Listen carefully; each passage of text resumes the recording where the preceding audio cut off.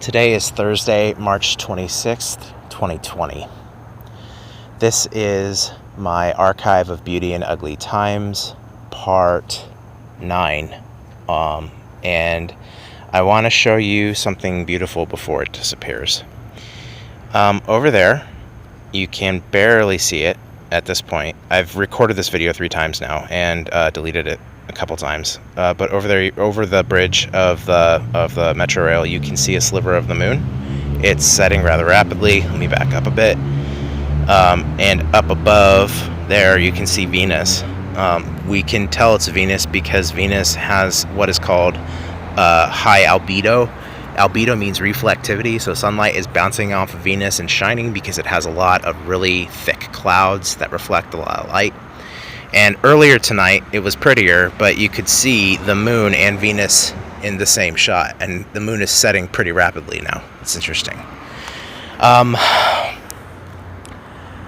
That's the beautiful thing today. I'm not going to try and find 3 because I want to talk. I need to talk for a little bit, and I want you to hear me. So I'm going to right now. This is about COVID, not about me, not about my emotional or mental health right now. It's about the coronavirus and some things that we all need to understand. I am not a public health expert, and I don't pretend to be. So if you hear what I'm saying and it contradicts with the guidance that somebody who is certified and trained in public health says, defer to that person. But I am also a scientifically literate person. I read science research all the time as part of my job, as part of my job duties. And there are things I know we know, and that I try related to the coronavirus that we all need to understand.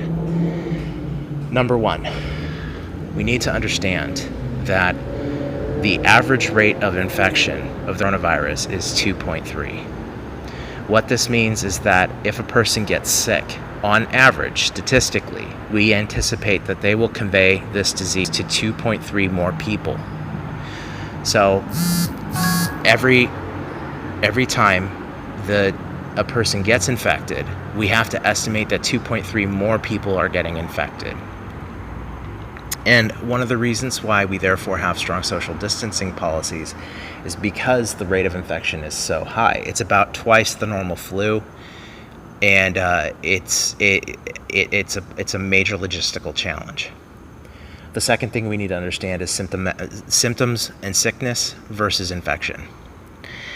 People who contract the disease on average start exhibiting symptoms 5.8 days after being infected. What that means is that it may take up to 5.8 days for a person to feel ill, to develop a fever, to develop a cough, to develop shortness of breath. In between there and day 0, those people will have been sick and, infected. And for several of those days, they will have been contagious. The virus will have been reproducing inside of their lungs and respiratory tract and shedding, which means that it's bursting out of human cells and spreading into respiratory droplets. That means that when people interact with other people before they're sick, they are contagious and have a very high chance of getting somebody else sick. So a lot of people who feel fine are contagious right now and will be contagious. And the whole goal of social distance, this abstract concept that most of us had never heard of before 2 weeks ago, the whole purpose of social distance is to prevent people who get sick from getting others sick. Okay? The assumption of social distance policies is that people are already sick. More people are sick than realizing. That is the assumption. Okay? You and I could be those people. Okay? So we have to act as if we are sick to try and limit the risk of infecting others. What does this mean in practice? In practice, it means that we don't do anything unnecessary. It means that, and then we have to define necessary. What does it mean for something to be necessary? Does it keep you or your kids or your friends from dying today? in 2 weeks. List of things that are necessary is strikingly short. It includes getting food. It includes keeping electricity and water running. It includes telecommunications. It includes going to the pharmacy. And yes, it includes going to get health care if you're sick. That's the list of necessary things. Banking, unnecessary. Mortgages, unnecessary. Building new buildings, unless they're hospitals, unnecessary. Developing a new product at an engineering firm, unnecessary. Everything that is not immediately related to preserving human life right now is unnecessary. We are all supposed to act as if we're sick and we are buying our healthcare workers precious time to handle those who are currently exhibiting symptoms and who will need weeks of supportive care before they are released from the hospital.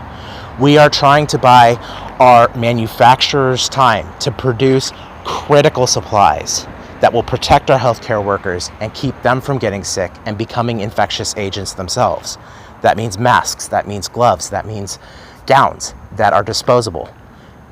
We are also trying to buy time to get ventilators shipped and located in cities that need them.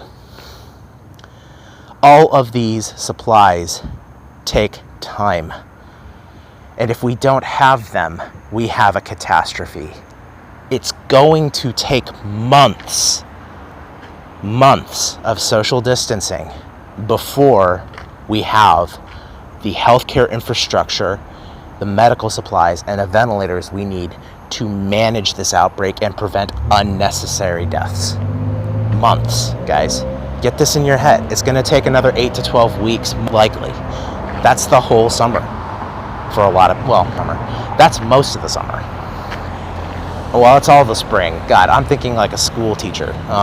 That is here until August. Nobody wants to be until August in a small residence. God knows I don't. I don't want to be untouchable and untouched for 3 months, 4 months, 5. That's what it may take, though. And that's the price we have to be willing to pay to save each other and to save our healthcare workers. This is not a negotiable. This isn't politics, unless you count politics about sparing or killing. At which point, if you think this is a political issue, you should delete me as your friend right now. You should get rid of my friendship. You should get rid of everybody who cares about human life as more important than ideas. Our economy is an idea. Our economy is a collective story. Our economy is a real thing that has real effects, but it is nowhere near as essential as the human beings who make up our society. Our healthcare workers, the nurses, the doctors, the immunocompromised who run the greatest risks of dying or having severe illness. I'm going to name my friends who work in the healthcare industry right now, and you are going to listen to them or turn off this video. And this is not a complete list. James, Suzanne, Chris, Jana, Sherry, Rachel,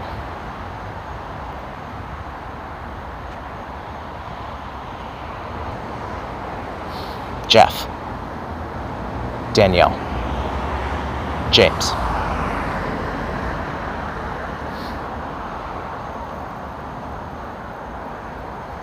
those are my friends.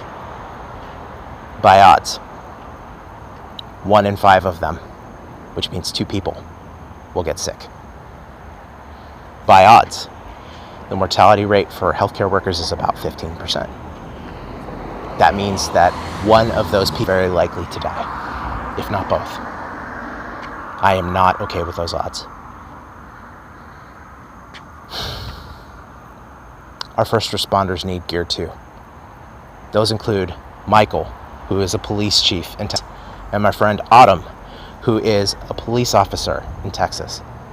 First responders need protection too. They will continue to have to answer the call to serve the public, even when people are sick. What about our grocers and health and other people working in essential industries? I won't provide an exhaustive list right now, God, partly because I don't know what everybody does.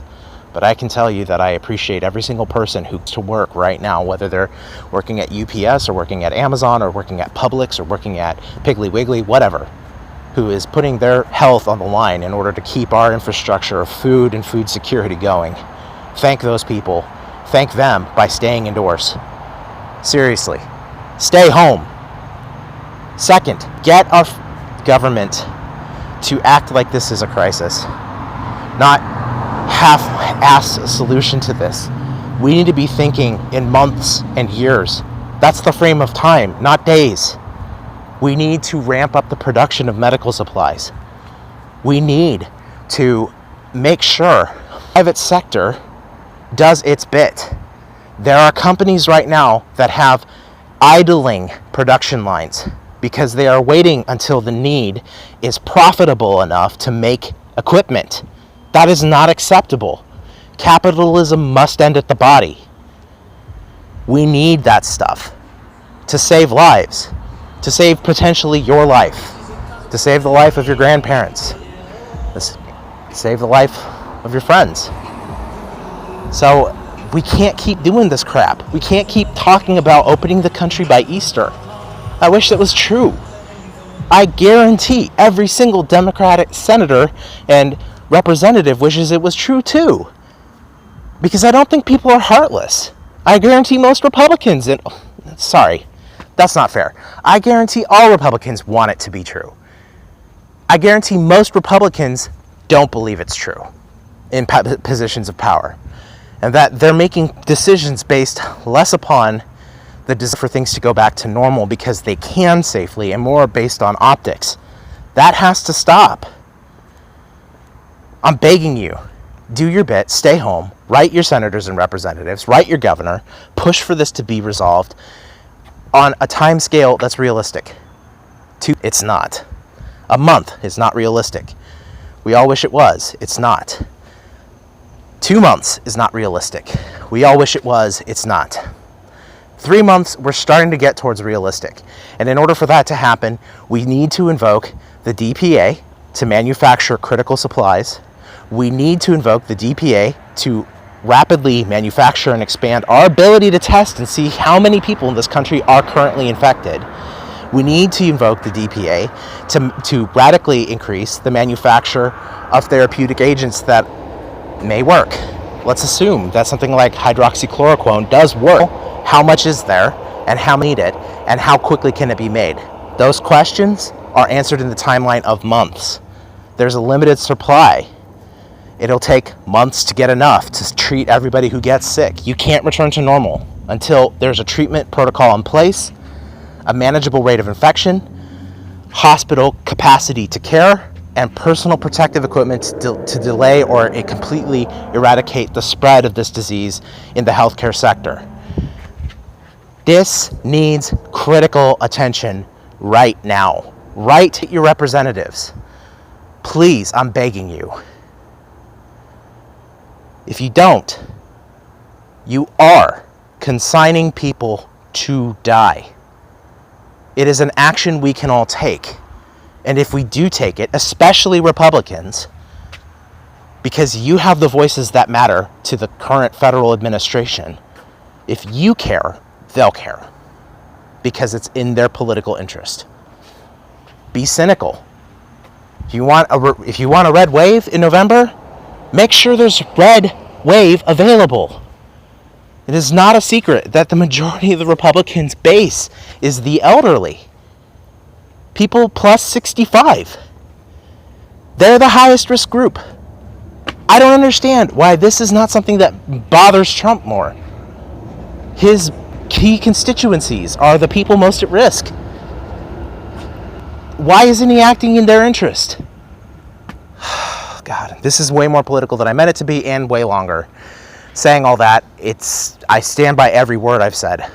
So deal with it as you will. See you tomorrow.